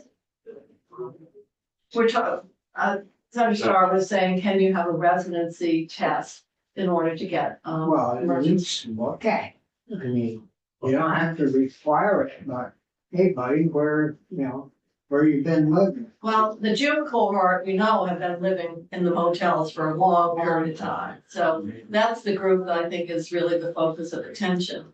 And the population that is left is, it's, the characteristics are fairly, I think like 2/3 to 3/4 are people with disability. Yeah. So, you don't have, obviously, this is much beyond, this is a huge, huge challenge across multiple departments and so forth, and so, Huge migration of fire in York, Massachusetts, and Vermont. I believe the studies, they're, we've not done a really good study of it. But a lot of it has to do with law enforcement. Law enforcement gets close. In Vermont, they moved to Mass or New York, vice versa. And the Powell School District, the amount of kids who start from first grade and end up in sixth grade, it's astounding. The amount of migration that goes on, and it's not necessarily, it goes all 3 states. well, we probably spent enough time, but you obviously understand the concern, and, in fact, if we're saying this is all that's being proposed, and it covers only 1/3 of the households, and that's all the governor has felt we can afford, and then it begs the question about, well, then are we actually putting these remaining households on the street? Or, to their own, ability to solve their housing problem, and we don't know the answer to that, but, I think that's the heart of the question. We'll keep going. Understood. Further down on that same page, the middle of page 21, I wanted to point out there's a $1.924 education fund. We have it on page 22. Just. Okay. And we just had Okay, so you're familiar with what happened there. I just wanted to show you the budget adjustment where it is. You'll also notice the return as committed to the e-board, to when we took the $20 million from broadband. Our set aside. motion that we made. The motion required me to present to you a plan. Here is my plan. Going to return it. So that we're putting the money back where it was. And that kind of brings me to the bottom of for me, it would be page 24. There's a lot of explanatory language in this document that's the language. A lot of it I would add is due to a letter of intent, that there were some ambiguities, and which is not unusual in a budget. And so a lot of the explanations you'll notice are according to the letter of intent written by Representative Lamper and Senator Kitchell. On my page 24 at the bottom, you notice section 39. And this is our attempt, and you'll notice it's also copied in the A section, which rarely has any changes, which is right at the beginning of the budget. But this is our intention to focus capital investments in the capital bill. And I realize here I may be barking up the wrong tree. You are, because But you I created feel it very, very compelled vividly. to tell you I know. that we are, when we originally proposed to try to reduce the growth, or even reduce in an absolute sense, our amount of borrowing, and replace it with upfront payment, cash payments, pay-go, as many states have done. Our proposal envisioned a transfer of that cash from the general fund into the capital. And then it would be appropriated by the capital bill, the capital committee, the institutions committees, who rule over the capital bill. So we were not They do intending. when it's bonded money, but when it gets into general fund money, it changes the dynamics from But the it's for perspective of capital this. projects. I don't care what it's for. Evidently not. We have the jurisdiction over general fund expenditures, and so we set that up very, very deliberately. And I understand exactly you're going back to what the administration proposed, and I'm not surprised. And so I understand what you would like, and we'll give it due consideration. How's that? My colleague, Nick Kramer, who is one of our budget analysts, who did a lot of the intellectual horsepower behind this, is sitting here grimacing on the side. Well, But I think get it paid more than I am. also could lead to some confusion when capital bill passes early and it's changed by the time the appropriations bill passes. I just think you have a committee that deals with capital projects, and if this committee is going to suddenly become the new expert on capital projects, I think you got a fair amount of work on it. We review the dollars, whether they're borrowed or. Yeah, we do. Yeah. And most of the work is done in that committee, but I think the chair is absolutely right about where the ultimate authority lies.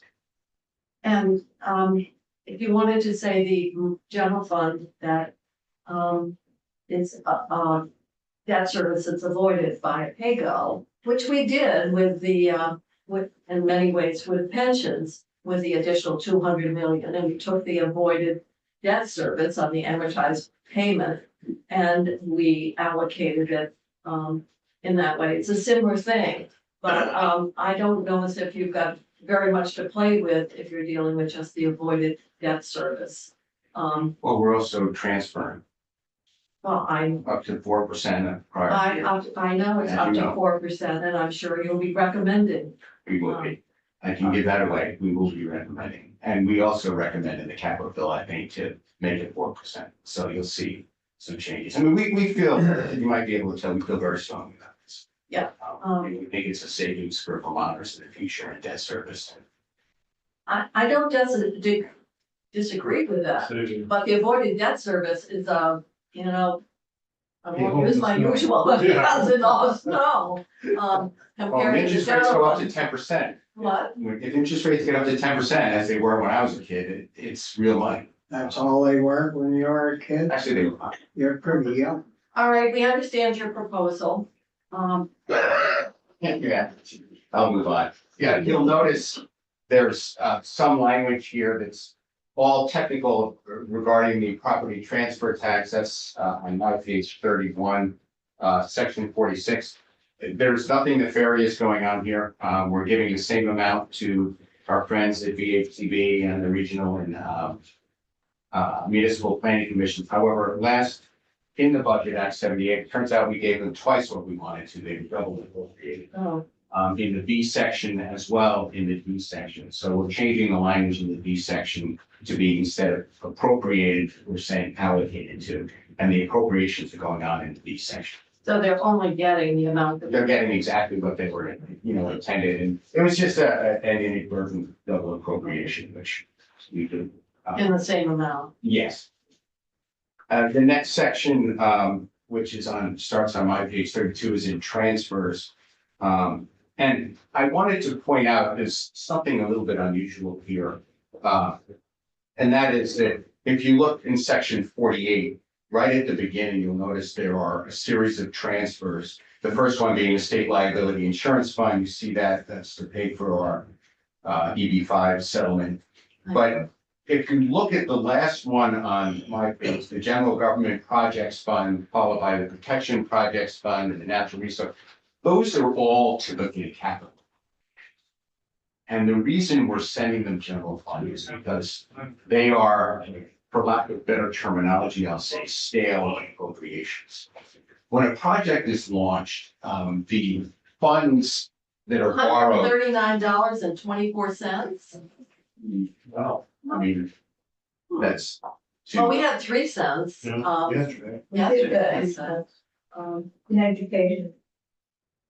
So We're paying for those it's cleanup. projects with the general fund because we can no longer pay for them with capital, with bonded dollars. Because they've been launched and finished more than 18 months ago. And there's a window of opportunity with capital projects. They can't be more than 18 months old and paid for with capital dollars. That's never been a problem for us before because every year we borrow. But it turns out last year, was it last year? We didn't borrow. And so this left a number of projects without those capital dollars to be used to pay for them. So So some are not in that category, like the EB5, the 9.5. that's That's totally not, true. that's a total, So- so it's a combination of. These are all the transfers, but the transfers include some somewhat unusual transfers. Can you So- identify which are the unusual, because we find out that, So the General Government Projects Yeah. Fund, yeah, the protection fund. Protection Projects Fund, the Natural Resources Projects Fund, and the Commerce and Community Development Projects Fund.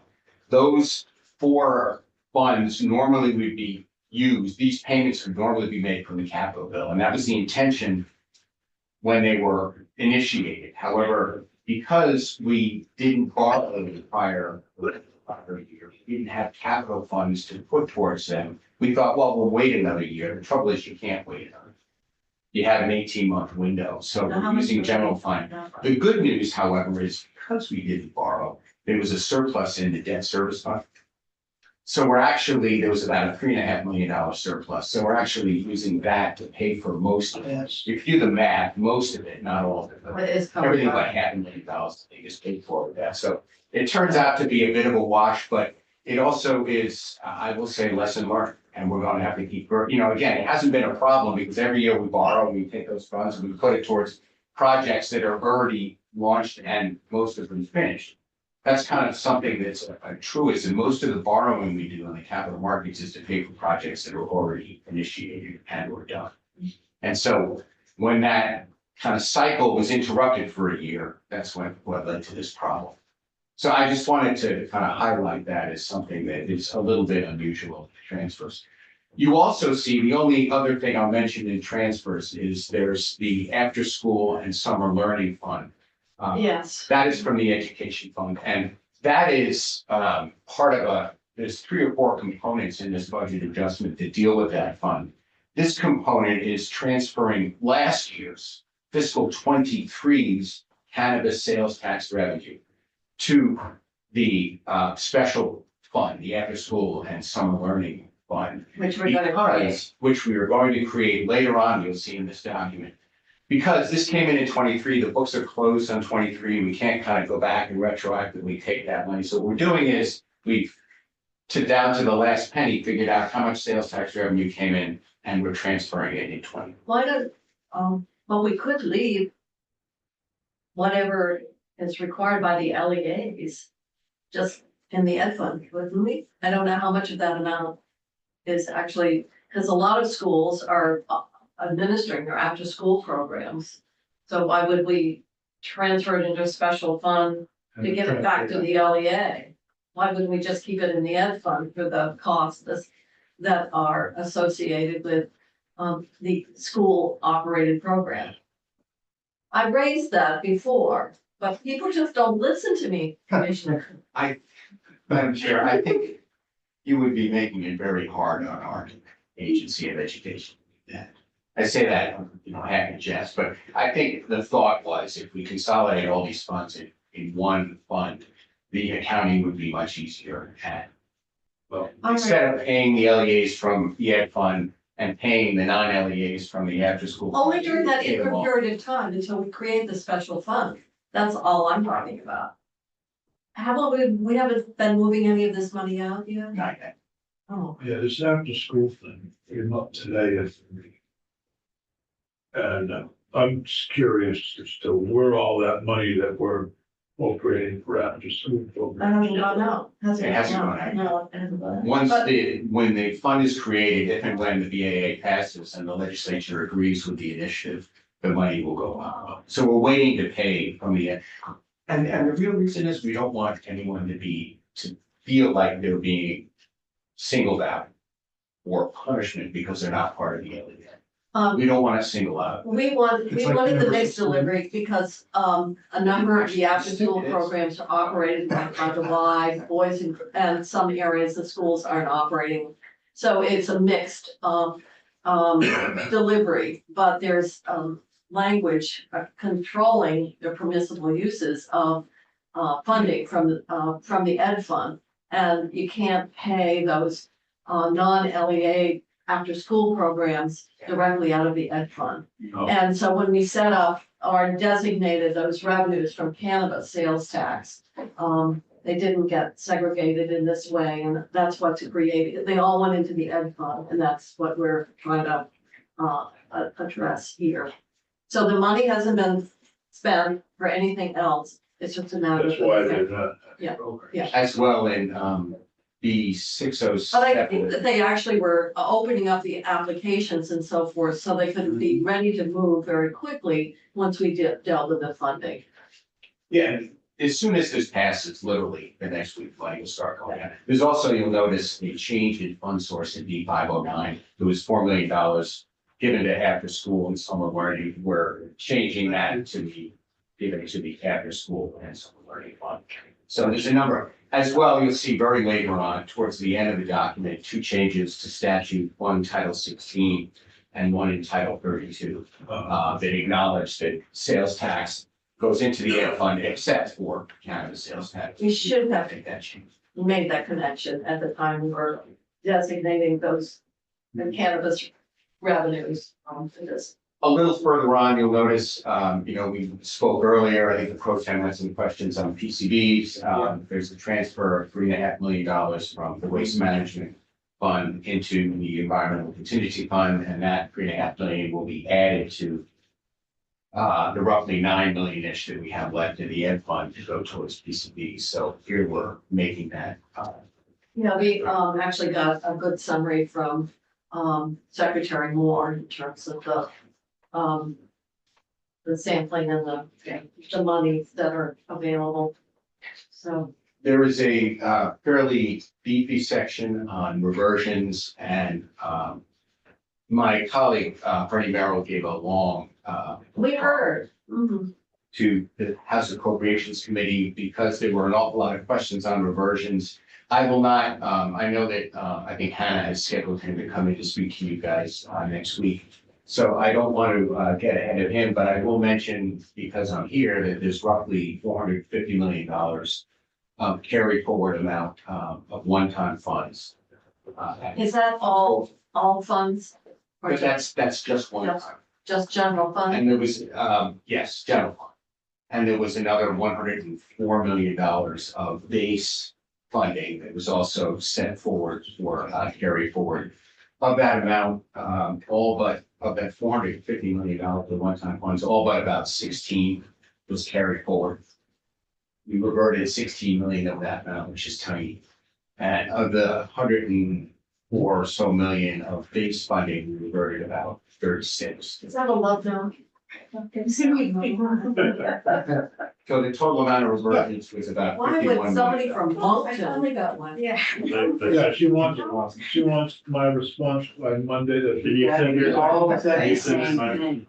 I think, that's the pro tem's got staff. I think we'll delegate to the pro tem's office. What is it? Well, we don't know. We don't know, but somebody from Moncton, Oh, Same on you. Proposition 4. lot 4. I'm not. I'll do it. Okay. What is Prop 4? Isn't it my, Oh, yours? oh, I don't know. It is, Equal rights, or is Is it, it the inclusive equal rights or is it something else? I don't know. Well, We don't know what your it should be the proposition- sponsor. I'm having fun. if you're the sponsor, we're relying on you then, so. I should never have said a word. Let me look up. If it's the chair of the committee responsibility, I would completely agree. No, wait a minute. His- Oh, I see. Oh, No, it's those are the such a reversion of the 450, we're only reverting about. Okay, 16 I'm gonna million, keep and going. What were we that on? should add up to about 51. Before we got this, we all got the same request. You guys were all distracted and Adam snuck in a couple of million That's bucks. general fund. Oh, he was talking about carry forward. Obviously, you have looked at that and Very- said only 60, the rest is just, obligations that are gonna be experienced and need to be paid in a subsequent fiscal year. I'm assuming that you've scrubbed them and there's just nothing. Yeah. Okay. So I mean, we're taking about 16 million of base and we are reverting arguably 34 million of base, 60 million one time, for a total of about $51 million. I just wanted to point out, we got a lot of eyebrows raised in the House. The default for money at the end of the year is to revert. That is the default, Just to what? revert. Yeah. Anything left over is automatically reverted. The only reason we don't automatically revert is because of language in this bill. If you look at the very last page, there is standard carry forward language, and that would be section. Well, it's in the end. It's in the end. Last page. You guys provide us the opportunity not to revert, but to carry forward. Well, if- because we know that 67. oftentimes projects and expenditures and obligations don't end on, You June trust 30th. us, as you should. So these That reversions Here, I do are, trust you. The other, I don't. Not section 39. but you'll have a quite a bit longer talk to the extent you want. I mean, it's interesting. Hardy did a lot of good work on it, and you know. I think it's interesting. Let me ask, what difference would it make in the VA? It's just more informational, isn't it? Well, it's $51 million of. But we're- Monies we're using, but yes. Yeah, well, Yeah. I mean, It's information. yeah, I mean, obviously, when the 51 is how you dealt with, the budget adjustment, part of the piece. So, I mean, we could spend a lot of time, but I'm not sure it would get us to a different place. Unless somebody wants to question whether something should be carried forward or not, and therefore scoop the money. Well, I think that was what the nature of the questions. They wondered, were we starving departments, not allowing them to hire? And that's why there was money left over, Oh. you know.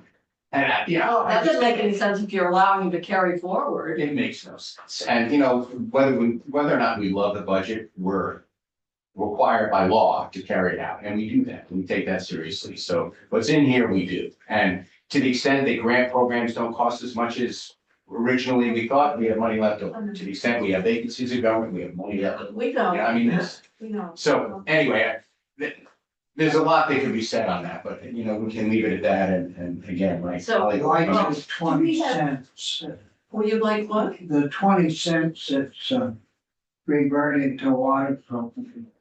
Well, you know, that's 20 cents. 20 cents? Well, we had 20 cents here 3 and there, cents yeah. and, Yeah, toward the end of your list. You Yes, I see, did. $1.86 and 71 cents and. Where are you, Centers? We don't He's know. on We have the- $3 He's writing down the for a list sign count. of- Oh, that's just true. It's like balancing your checkbook. Mhm. You'd have to talk to my. Is wife. administration, Oh. did that come out of your salary? Or- I would volunteer. So you do the. Oh, all right, $3.07. I see what's, the list, Oh, yeah. yeah. Uh-huh. Oh, there's the There's 3 3 cents cents in in administration, that must be true enough Adam's, Yeah. a salary. I do have one question. 20 cents on water Now, programs. slept. So, No, I have never. Senator Lyons, It's Senator Lyons, was grim. it's for both of you, and that is that this language on carry forward indicates then it shall be designated for expenditure. Is there any language in statute that says how it's designated? Is there something that can just be carried forward and then spent, period, in any way? If it's carried forward, it's typically spent either carrying out the original, The existing existing original program, grant or whatever. but it can be also used in that, as long as it's not moved between departments and department IDs, it can be used anyway. For anything, okay. I think you should take, I just read that, I think you should take all. Madam Chair, sections 52 is our language creating the after-school and learning programs. I think we've probably Yeah. said about as much as we need Yeah. to say on that. I think you're familiar with it. I am And then infinitely. the changes to that in statute are in section 62 and I believe 65. That's, I guess really all that I would highlight for you.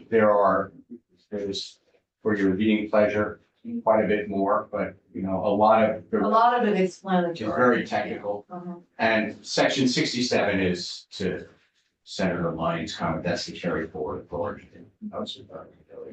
That is boilerplate, that's the language, it's in everybody, that's Yeah. most of it. Is the total on the carry forward different? Is that what? Or did you present it differently that draw attention to it, or just because of the tight budget years? I just wanted to draw attention to the fact that we had a lot of questions on that, and that's a fairly significant amount of carry forward, but we've had fairly significant budgets. So And not only that, but the departments are also administering all that ARPA funding, and Right. so some of it Sorry to is get to it. setting programs up and It's gotta get going. so anticipating some delay and getting funds out or money obligated. This is higher, but we're coming out of fairly atypical financial environment with the millions of dollars of ARPA money that's having to flow through state government at the same time. How are we doing with that? Well, we're monitoring very closely, so we don't lose any of the money, and it can all be expended before the 2026. You watch deadline. that as well. very carefully, very carefully. And joint fiscal has had a report in terms of, where and so they're monitoring that very closely in terms of where is the highest risk, of any potential, because if it can be spent, then we would want to redirect it. And you will see some language in the budget next week, that looks to reallocate some ARPA that is unused or unneeded. So we're on that too, in the sense that we know that there's some money that's available, and so we'll present you with a plan to reallocate it. For your. As part of the. Well, that's great. Other questions or comments? All right, well, we've kind of had a solid session here. We haven't taken a break, so probably people are ready to call it a day. Thank you, Commissioner, for being here. And Yeah. obviously, if we have any questions, we don't hesitate to call. And we will see you guys up at the podium next Tuesday. Actually, I won't be there, the governor will be there. Is it Tuesday? They're not required to be. Tuesday at 1, right? I think Tuesday so. at 1 or 2. Is it Tuesday at 1? Yeah, I think so. Yes. And Tuesday morning we have. I'll be in the a training. bathroom. getting good Yeah, shape. You have this nice on Tuesday morning, because the only time that Because the big this people, yeah. Could do it. Oh, Yeah. well, I want to be in the. I may have to miss part of it, I'll try to catch it on Committee, Zoom. I'm going to adjourn the committee for Whatever we- today.